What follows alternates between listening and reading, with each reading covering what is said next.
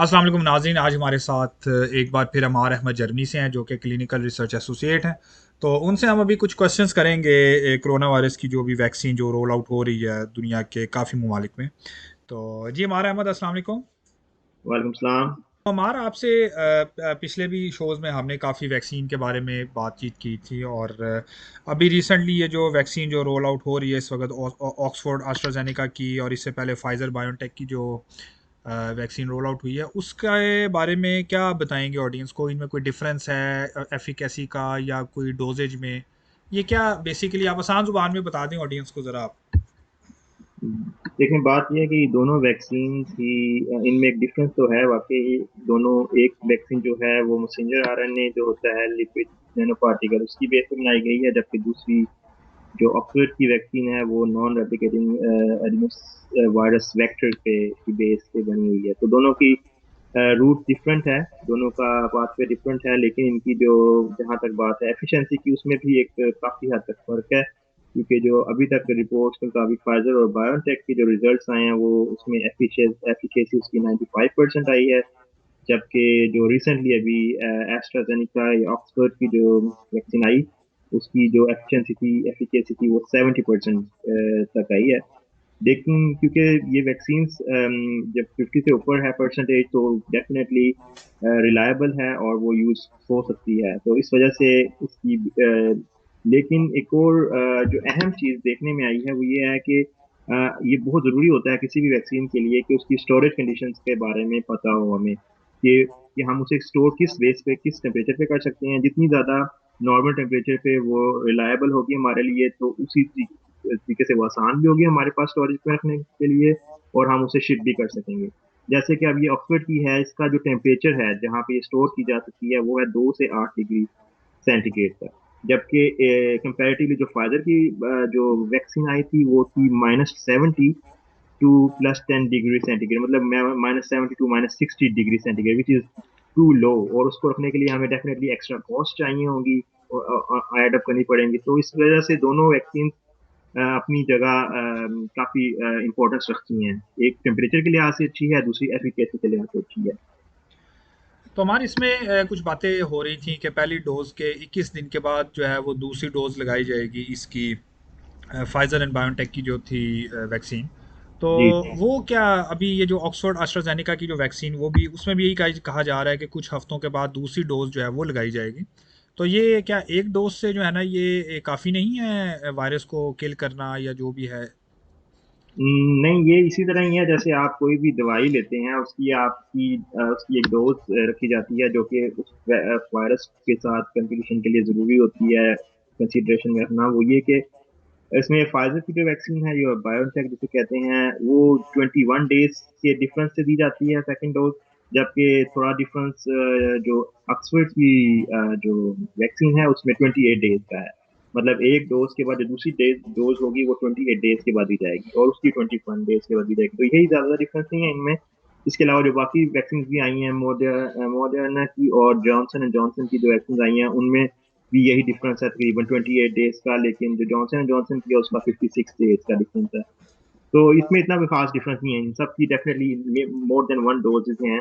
तो इसमें कोई खास डिफरेंस नहीं है तो ये नॉर्मल है, जैसे आप दूसरी दवाइयों के लिए भी डोजेज होती हैं, एक डोज से सिर्फ काम नहीं होता, आपको दूसरी डोज देनी पड़ती है। इंटरनेशनल लेवल पे जो है डिफरेंट कंट्रीज़ में कुछ लोग हैं, सेलिब्रिटीज़ हैं, डॉक्टर्स हैं, वो एंटी वैक्सीन की कैंपेन्स चला रहे हैं इस वक्त। कुछ कह रहे हैं कि जी इसके अंदर जी कोई चिप लगा दी है, कोई कह रहे हैं जी कि इसमें हम वो मुसलमानों की आबादी कम करने के चक्रों में है कि जी वो आगे फर्टेलिटी के इश्यूज होंगे। कुछ कह रहे हैं जी कि इसमें कोई चिप है वो आपको अंडर द स्किन सर्विलेंस करेंगे। कुछ यानी कि अजीबोगरीब किस्म की इस वक्त बातें चल रही हैं। तो ये वैक्सीन के पॉइंट ऑफ व्यू से ये इनमें कोई लॉजिक है या इनमें कोई सर पैर है इनका? क्योंकि ये हमारे देसी जो कम्युनिटी है उसमें भी काफ़ी ज़्यादा इस तरह की बातें हो रही हैं। आई थिंक जहाँ तक बात है, आपने खुद ही कहा, ये बेतुकी सी बात लगती है। और समझ, एक जो साइंस है, जहाँ तक बात है, हम जो रिसर्च कर रहे हैं, ये सारा काम हो रहा है, वो कोई इस बेस पे नहीं हो रहा कि हमने किसी भी कौम को या किसी भी कुछ लोगों को हमने अपने अंदर लेके आना है, ये सब। आई थिंक इनमें कोई सच्चाई नहीं है। और ये ऑर्गेनाइजेशन जो भी हैं, ये अपने फायदे के लिए या फिर कोई भी अपनी कॉन्स्पिरेसी थ्योरीज को क्रिएट कर लेती हैं और उससे अपने आप को फेम हासिल करने के लिए यूज करती हैं, अपने आप की मशहूरी के लिए। तो या इससे पहले भी बहुत सी वैक्सीन लगाई जा चुकी हैं दूसरी बीमारियों के लिए भी, वो भी काफी हद तक उनके रिजल्ट्स आए थे पॉजिटिव। और डेफिनेटली ऐसा होता है कि हर जो वैक्सीन है उसके नेगेटिव इम्पैक्ट भी आते हैं, हर सारे पॉजिटिव नहीं होते हैं, उनके साइड इफेक्ट भी होते हैं। तो इस चीज को हमें इस चीज को ध्यान में रखते हुए कुछ लोग फायदा उठाते हैं और अपनी जिसे कहते हैं फेम के लिए कुछ भी करते हैं। तो आई वुड से कि साइंटिफिकली मेरी तरफ से मैं तो यही ओपिनियन करूंगा कि इनमें कोई सच्चाई नहीं है। बाकी इस यानी पे कि डिस्कस करते रहना वो लोग करते हैं जिन्होंने नेगेटिव पॉइंट्स आगे करना होता है, तो इसमें कोई कोई फायदा नहीं है। तो कोई ऐसा I would say negative impact नहीं है। ये वैक्सीन है, इसमें डेफिनेटली उन्होंने वर्क किया है और इसके पीछे एक बैकग्राउंड है, इसका प्रॉपर अवेलेबल है इसका सोर्स और एवरीथिंग कि क्या किस तरह उन्होंने बनाई है, क्या क्या चीज़ें उसमें शामिल की हैं, वो सब कुछ अवेलेबल है उनकी बायोटेक की और उनकी अपनी वेबसाइट्स पे। एफडीए की रेगुलेशन, एफडीए ने भी सब कुछ अप्रूव किया है। डिफरेंट रेगुलेटरी अथॉरिटीज ने इसे ऐसे ही अप्रूव नहीं किया, उनके पास सारा डेटा था, उसके बाद उन्होंने अप्रूव किया। ये कोई ऐसी चिप नहीं है, कुछ नहीं है। इसमें, सॉरी मैं इंटरप्ट कर रहा हूँ, इसमें एक बहुत बड़ा जो एक पॉइंट उठाया जा रहा है एंटी वैक्सीन कैंपेन्स के अंदर, कि एक वैक्सीन को नॉर्मली 10 से 15, 15 से 20 साल कुछ इतना दुरानिया होता है कि उसमें तैयार होती है। तो चूंकि ये वैक्सीन 1 साल के अंदर अंदर रेडी हो गई है, तो वो ये कह रहे हैं कि ये फ्रॉड है, ये एक स्कैम है इंटरनेशनल लेवल पे। किस तरह से एक वैक्सीन जिसको 10 साल लगते हैं रिसर्च होने में, उसका जेनेटिक कोड जो है वो फाइंड करते हैं, जो भी, मैं टेक्निकल टर्म्स में नहीं जाना चाहता क्योंकि ये आसान जुबान वाला शो है। तो वो यो इसका क्या आप जवाब देंगे कि एक 10 साल में या 20 साल में बनने वाली वैक्सीन कुछ महीनों में बन के जो है वो मार्केट में आ भी गई है, और यूके में तो दूसरी वैक्सीन भी डिलीवर हो गई है इस वक्त। ओके, जो ये आपने जहाँ तक बात की कि हमने आसान लफ्जों में बात करनी है, तो इस यही वजह है कि जो आसान लफ्जों में जो लोगों को अभी तक समझ आई है कि दवाइयाँ जो बनती हैं उनमें टाइम लगता है। बेशक सही कहते हैं लोग कि दवाई इतनी जल्दी नहीं बनती, 7 साल लग जाते हैं, बल्कि 9 साल, 9 से 10 से 15 साल लग जाते हैं एक नॉर्मल दवाई को बनने में। लेकिन जहाँ तक इस वैक्सीन की बात है स्पेसिफिकली, तो डेफिनेटली हमारे पास डिफरेंट ऐसी टेक्निक्स हैं जिनमें आप जो टाइम है उससे शॉर्ट हो जाता है। लाइक मैसेंजर आरएनए की टेक्निक एक बहुत न्यू टेक्निक है, ये पहले नहीं थी। पहले जो वैक्सीन बनी है वो इस बेस पे नहीं बनी, लेकिन अब जो वैक्सीन बनी है वो जैसे कि मैसेंजर आरएनए जो बायोटेक वालों ने बनाई है, वो एक ऐसी टेक्निक है जिसके थ्रू आप तेजी से जल्दी से ये वैक्सीन बन सकती है। और इवन आपको एक और बात भी ऐड करता चलूं कि अभी जब ये नया म्यूटेंट आया था यूके में कोरोना वायरस का, उसके लिए भी जो बायोटेक ने कहा था कि उन वो रेडी है कि तकरीबन 3 से 4 वीक्स के अंदर वो उसकी भी वैक्सीन बना लेंगे। तो ये ऐसी कोई बात नहीं है। बाकी है कि डेफिनेटली इस वक्त बहुत सी लोग हर मुल्क तकरीबन जो हैं डेवलप्ड कंट्रीज हैं वो ये कोशिश कर रहे हैं कि हम उसकी वैक्सीन रेडी करें।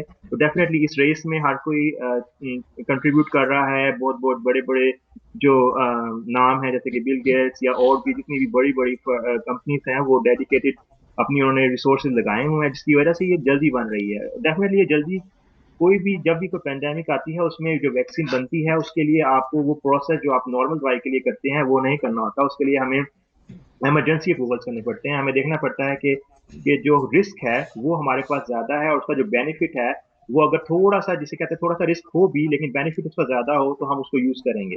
तो इस वक्त ये जितनी भी वैक्सीन आई हैं ये इमरजेंसी अप्रूवल की बेस पे आई हैं, नॉट लाइक 100% के। अगर पेंडेमिक ना होती तो कभी भी अभी अप्रूव ना होती, उनको और टाइम दिया जाता और टेस्टिंग होती है उनपे 1 साल 2 साल, उसके बाद हम यूज करते अगर कोई पेंडेमिक ना होती। लेकिन क्योंकि पेंडेमिक सिचुएशन है इसलिए हमें इमरजेंसी अप्रूवल हासिल किए हैं। एफडीए ने भी यही दिया है। ईएमआरए जो यूके की रेगुलेटरी अथॉरिटी उसने भी ये कहा है कि इट्स अप टू यू, अगर आप चाहते हैं कि वैक्सीन लगवाना, कोई आपको जबरदस्ती नहीं है, क्योंकि इसके मे भी साइड इफेक्ट्स भी हों थोड़े से, थोड़ी सी एलर्जिक रिएक्शन भी हों, तो ये सब कुछ होगा लेकिन उसकी जो परसेंटेज है वो कम है। इसमें कोई फंडिंग का भी हाथ है, क्योंकि नॉर्मली जब कोई रिसर्च होती है तो उसमें लिमिटेड फंडिंग होती है, और वो बाज़ दफ़ा फंडिंग के ना होने की वजह से रिसर्च डिले भी हो जाती है, बाज़ दफ़ा उनको रैप अप करना पड़ता है रिसर्च को।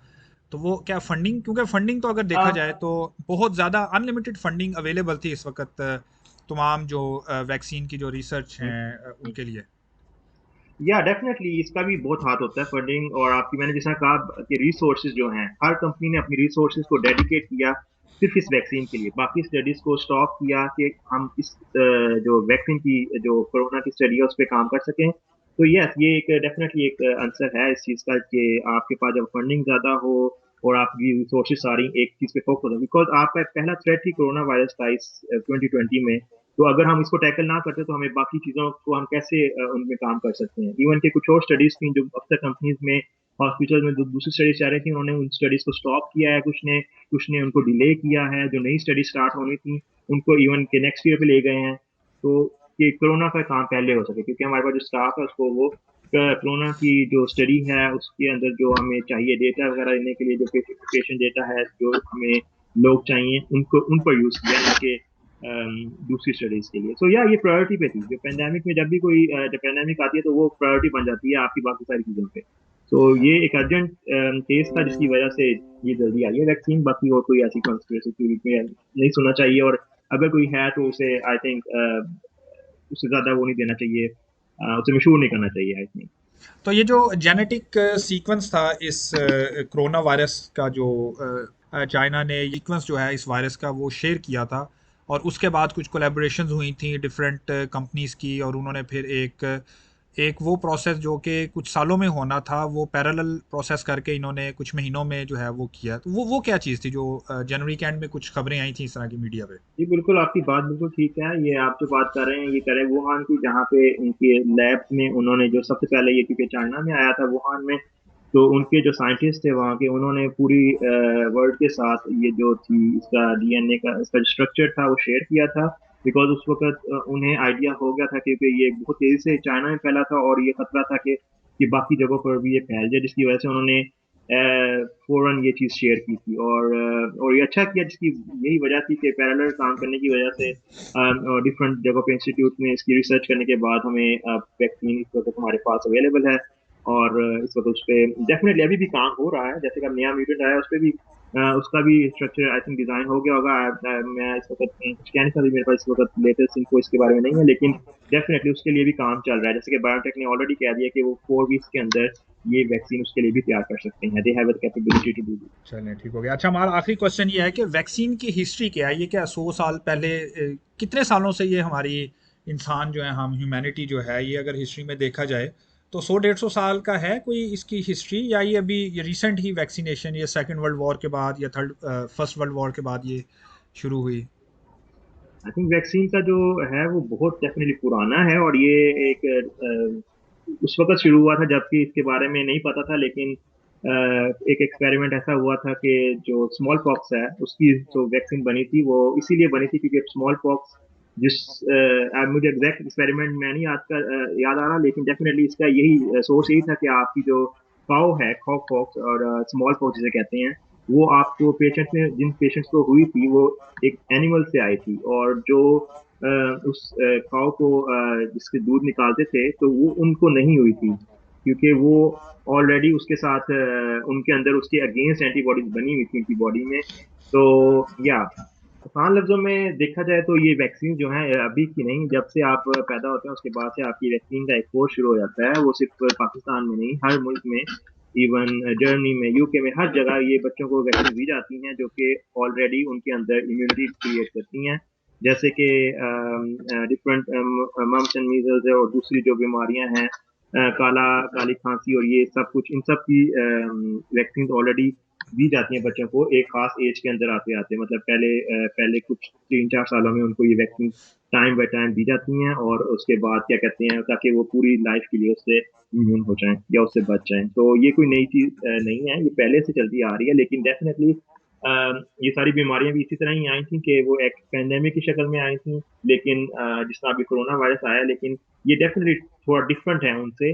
लेकिन वैक्सीन जो इसकी है वो डेफिनेटली इस वक्त जहां तक अभी तक की रिसर्च है वो काफी हद तक अभी हम देख रहे हैं। डेफिनेटली इसकी टेस्टिंग अभी जब ये अभी नॉर्मली मास लेवल पे, मतलब हर मुल्क में दी जा रही है, तो इसके बाद देखेंगे इसके रिजल्ट्स क्या आते हैं। लेकिन जो टेस्टिंग में थे इसके रिजल्ट्स 90% आए हैं, तो डेफिनेटली इसका कुछ ना कुछ इफेक्ट हुआ है पॉजिटिव।